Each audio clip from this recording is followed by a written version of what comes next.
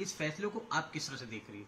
सबसे पहले मैं कहूंगी ये चुनाव से प्रभावित फैसला है, ना कि महिलाओं से प्रभावित फैसला है, क्योंकि महिलाओं की ये मांग काफी समय से रही है। 9.5 साल हो गए प्रधानमंत्री मोदी जी को एक वादा किए हुए, बहुत हुई महंगाई की मार, अब की बार मोदी सरकार।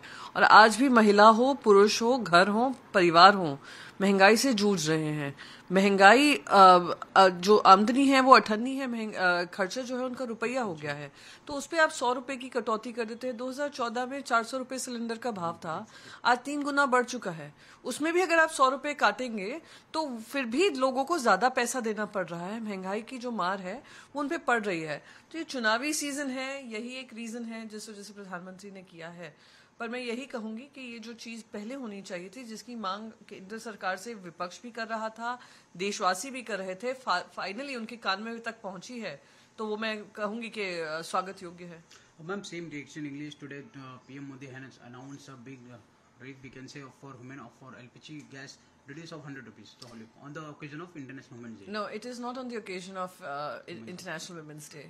Election is the season. That is the only reason.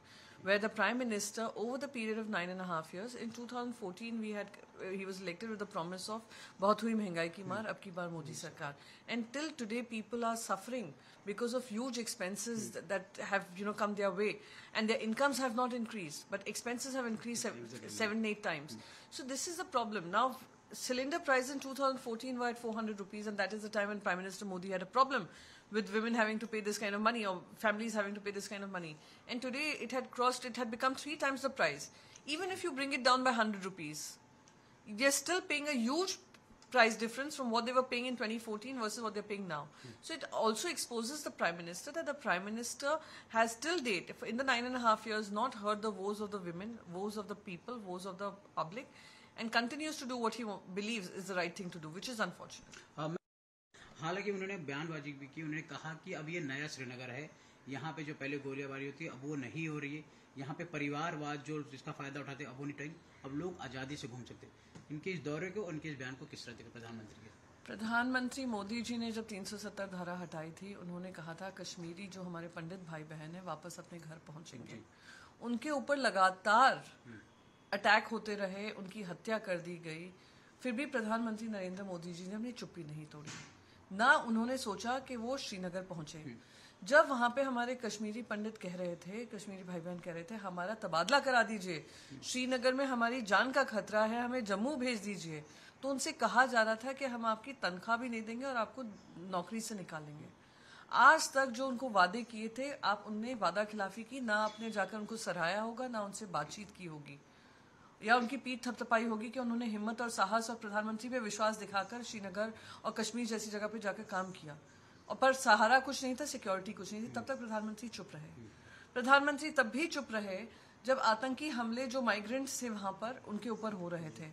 प्रधानमंत्री तब भी चुप है जब हमने देखा है कि कश्मीर में किस तरीके से अब तक ना चुनाव हुआ है, ना चुनावी माहौल बना है, ना वहां पे कोई इलेक्टेड रिप्रेजेंटेटिव है।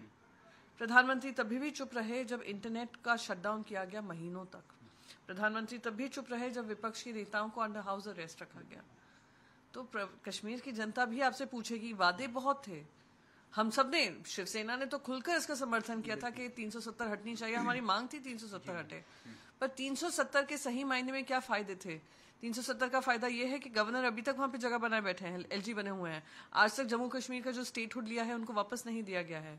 तो उनकी कथनी और करनी में जो अंतर है वो उनकी श्रीनगर की भाषा से ही समझ में आ गया। मैम, हालांकि श्रीनगर के दौरे के बाद आप प्रधानमंत्री आसाम पहुंचे 2 दिन के दौरे के लिए, संदेश खाली का जब वहाँ पश्चिम बंगाल पहुंचे उन्होंने संदेश खाली का मुद्दा उठाया, हालांकि जो मणिपुर का मुद्दा था वो नहीं सामने आया। मणिपुर का मुद्दा नहीं प्रधानमंत्री उठाएंगे, जो जघन्य अपराध उत्तर प्रदेश में हो रहे हैं उस पर नहीं उठाएंगे।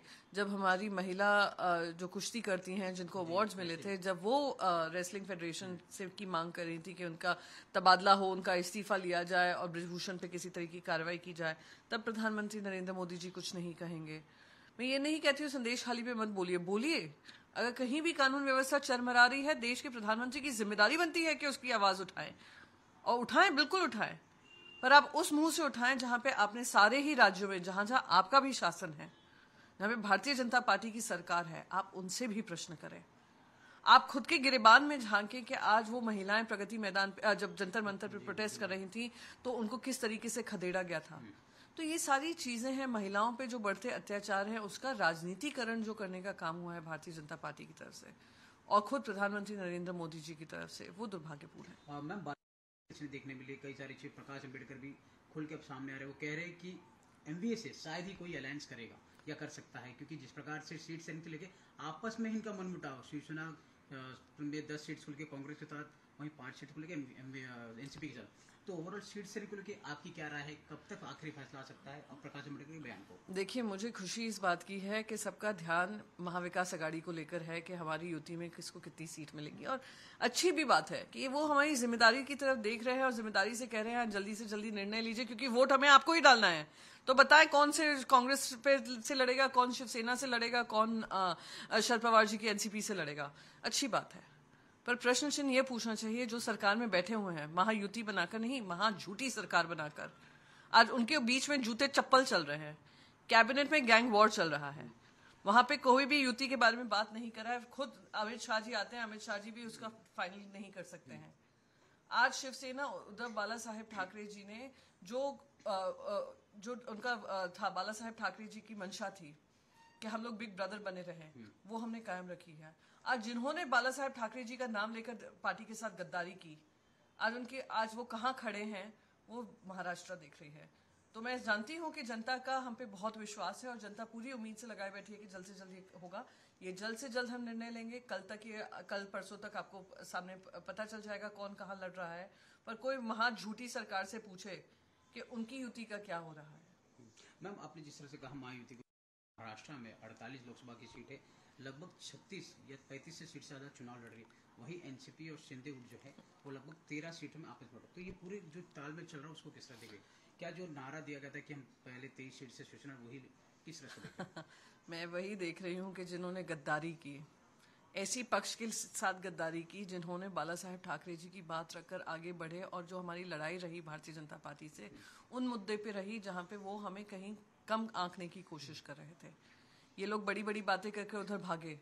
मैं उन 13 एमपी से, गद्दार एमपी से पूछूंगी कि किस मुंह से जाओगे जनता के बीच में, किस मुंह से पहुंचोगे भारतीय जनता पार्टी का समर्थन करने।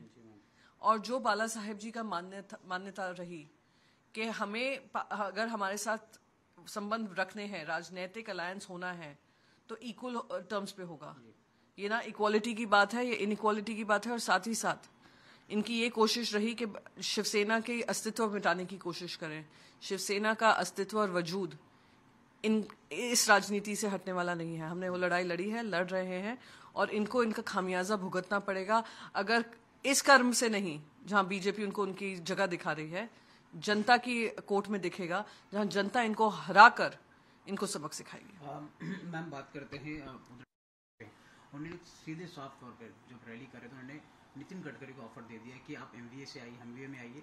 क्योंकि हालांकि हमने देखा जो बीजेपी की पहली लिस्ट जारी हुई थी उसमें कई लोगों के नाम थे, जो सिटिंग एमपी उनके भी नाम कटे, नितिन गडकरी का नाम नहीं आया। उसको लेके उद्धव ठाकरे ने कहा कि आप एमवीए से आइए, एमवीए से चुनाव। क्या आप लोग की तरफ से नितिन गडकरी जी को ऑफर है कि आपकी तरफ पार्टी में आए? मैं मानती हूं कि नितिन गडकरी जी जैसे एक पॉजिटिव नेता जिन्होंने डेवलपमेंट का काम किया है, और अगर भारतीय जनता पार्टी का 10 साल का कार्यकाल देखें तो एक ही मेंबर ऑफ पार्लियामेंट हैं, मंत्री हैं काउंसिल ऑफ मिनिस्टर्स में, कैबिनेट मिनिस्टर्स में, जिन्होंने बाकायदा देश के लिए काम किया है और डेवलपमेंट का काम किया है, वो है नितिन गडकरी जी। और उनके साथ इस तरीके का काम करना कि जब सीट अनाउंसमेंट होती है, फर्स्ट सीट अनाउंस होती है, सबसे पहले नरेंद्र मोदी जी का नाम आता है और नितिन गडकरी जी का कहीं नाम ही नहीं है। मैं कहती हूँ चलिए ये वहां झूठी सरकार का अभी अलायंस तय नहीं है, पर क्या उसमें भी असमंजस है कि जो सीट नितिन गडकरी जी लड़ते हैं उस पर भी राय मशवरा लेना पड़ेगा? ये शर्मनाक है, ये दर्दनाक है। और इस तरीके की बेईमानी, बेइज्जती किसी अच्छे मंत्री की होना, मैं मानती हूँ ये देश के खिलाफ है और देश हित के खिलाफ है। और खास करके महाराष्ट्र के जो एक जाने माने नेता हैं, अच्छे मिनिस्टर हैं, उनका अपमान है। इसलिए उद्धव जी ने पूरे खुले मन से कहा है कि अगर कहीं ऐसा उनको लग रहा है कि उनका सम्मान नहीं हो रहा है इतना करने के बावजूद, तो हम उनको खुले दिल से, खुले मन से उनको न्योता देते हैं कि आप आइए, हम आपको टिकट देंगे। मैम, हमने देखा अब इस बार एक बीजेपी द्वारा कैंपेन शुरू किया, मेरा परिवार, मोदी जी ने, हालांकि आपने देखा होगा इसके पहले चौकीदार भी, तो ओवरऑल किस तरह से देख रहे हैं? हालांकि जमीनी स्तर पर नहीं दिख रही है। देखिए, मुझे तो इतना सरप्राइजिंग लग रहा है कि उन्होंने चालू किया मोदी जी का हम परिवार या जो भी उन्होंने कहा है, पर अब तक ED, CBI, IT, election commission, किसी ने वो टैग साथ में नहीं डाला है। मैं कहूंगी वो तो बिल्कुल नेचुरल अलायंस है, परिवार के हिस्सा बन चुके हैं, परिवार के हित में काम करने लग गए हैं।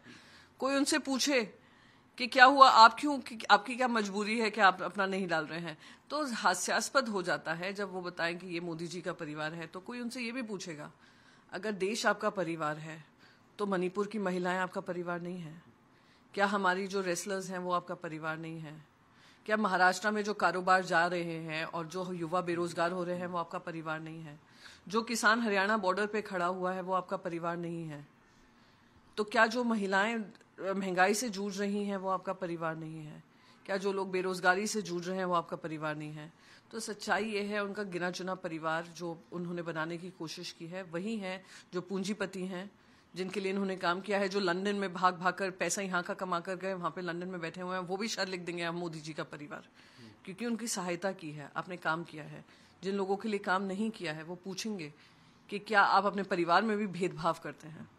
मैम, बात करें, उन्होंने जिस प्रकार से कहा था कि असली सूचना एकनाथ शिंदे, उसको लेके बाद में उद्धव ठाकरे की गुट की तरह याचिका फाइल की गई थी।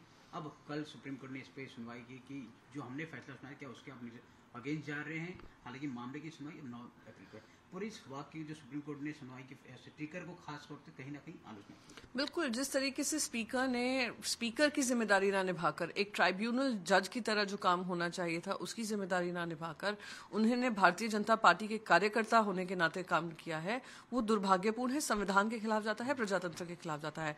सुप्रीम कोर्ट का फैसला बहुत स्पष्ट था कि फ्लोर टेस्ट जो हुआ अनकॉन्स्टिट्यूशनल हुआ, गवर्नर का जो रोल था अनकॉन्स्टिट्यूशनल था, और अब हम सिर्फ आपको ये जिम्मेदारी दे रहे हैं कि जो गलतियां हुई हैं शेड्यूल 10 के अनुसार संविधान के खिलाफ, वो उसका काम करिए। उनका सिर्फ एक मैंडेट था कि इनको डिस्क्वालीफाई करिए। उनकी सुनवाई करना, इस पक्ष को सुनना, उस पक्ष को सुनना, और फिर आप उस पर स्टैंप ऑफ अप्रूवल डालना, कौन सही शिवसेना कौन गलत शिवसेना, वो आपका अधिकार नहीं है, वो इलेक्शन कमीशन का अधिकार है। और वो लड़ाई हम सुप्रीम कोर्ट में लड़ ही रहे हैं। सुप्रीम कोर्ट की जो वर्डिक्ट था उसके खिलाफ जो काम हुआ है उसको लेकर हम सुप्रीम कोर्ट पहुंचे हैं। मैं उम्मीद करती हूं कि जो लोग संविधान के खिलाफ काम करते हैं, प्रजातंत्र के उसूलों के खिलाफ करते हैं, सत्ता में बने रहने के लिए या सत्ता का मौज उठाने के लिए, उन सब पे कार्रवाई होनी चाहिए। और जैसे कहते हैं, सत्य परेशान हो सकता है पर कभी पराजित नहीं होगा। तो हम इंतजार कर रहे हैं, हम वो लड़ाई लड़ रहे हैं। एक सुप्रीम कोर्ट में लड़ाई जारी है संविधान के प्रजातंत्र को लेकर, और एक हम जनता की कोर्ट में जाकर हम ये लड़ाई लड़ेंगे। मैम, भारत जोड़ो नया यात्रा जिस प्रकार से राहुल गांधी ने लगभग कई दिनों से शुरुआत की, आखिरी चरण जो है महाराष्ट्र में खत्म होगा। वहीं चंद्रशेखर बावनकुळे जो महाराष्ट्र बीजेपी के अध्यक्ष हैं, वो कह रहे जब तक राहुल गांधी यहाँ आएंगे तो कांग्रेस के और जो महाविकास आघाड़ी कई नेता हमारे पार्टी में आएंगे। उनके इस बयान को क्या वाकई बावनकुळे जी को ये चिंता करनी चाहिए, जिस गति से कांग्रेस पार्टी और दूसरे पार्टी के नेताओं को भारतीय जनता पार्टी में शामिल किया जा रहा है, कि उनकी सीट भी सही सलामत रहेगी या नहीं।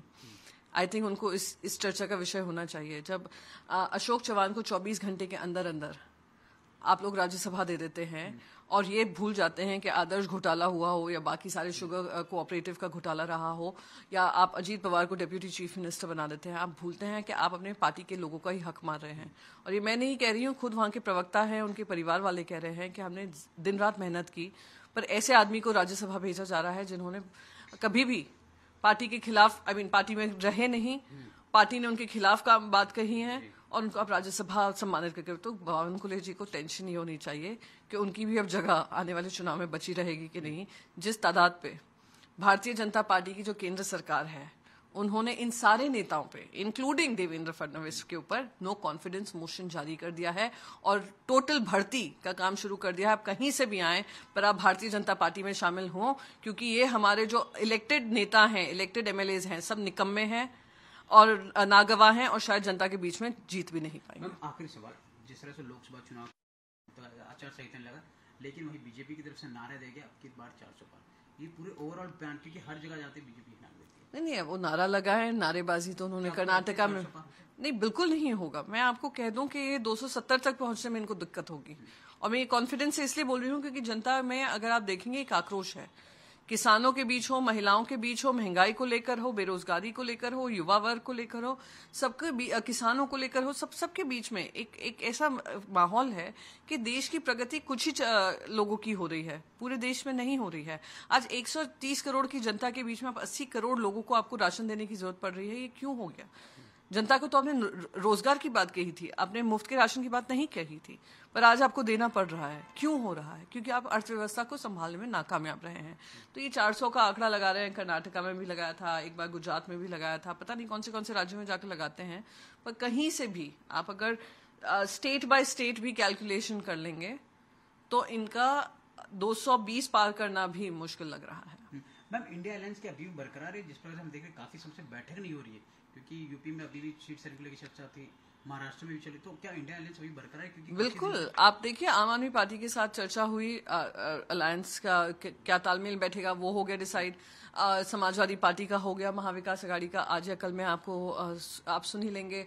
तमिलनाडु में कोई दिक्कत नहीं है, बाकी सारे राज्यों में जहां जहां अकेले लड़ने की क्षमता है कांग्रेस पार्टी लड़ेगी, जहां जहां सरकार में है। सिर्फ एक वेस्ट बंगाल तृणमूल कांग्रेस का मैं कहूंगी कि वहां पे तालमेल नहीं बैठा है, पर कहीं भी उन्होंने ये नहीं कहा है कि वो पार्टी से इंडिया अलायंस से हटकर लड़ाई लड़ेंगे। उन्होंने कहा इंडिया को मजबूत करना है, अलायंस को मजबूत